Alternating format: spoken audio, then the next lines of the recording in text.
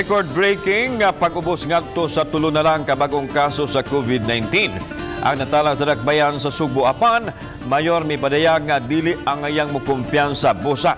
Pabor rasya nga magpabilin una sa modified GCQ ang Cebu City base sa gipagawas nga desisyon sa presidente. Ani ang report. Gihangop ni Cebu City Mayor Edgardo Labilla nga apil sa gipabilin ubos sa MGCQ ang syudad nga gipahibaw mismo ni Presidente Rodrigo Duterte atol sa tigom uban sa Interagency Task Force on Emerging Infectious Disease. Suma sa mayor nga kung siya ang masunod, mas maayo nga ipabilin sa quarantine status aron dili na mobalik sa paglipang ang COVID-19. Bisan og na-flatten na ang curve sa COVID-19, gipadayag ni Labilla nga di gihapon mo kumpiyansa kay anaa gihapon ang virus.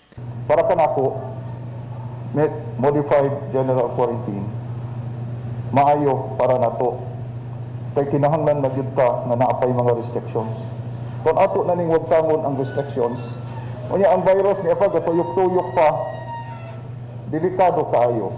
Ang pag-ubos sa kaso sa COVID tungod sa piningkamot sa dakbayan nga makit-an ang virus pinaagi sa massive testing o contact tracing sa mga nagpositibo dayong pahiluna kanila sa isolation facility.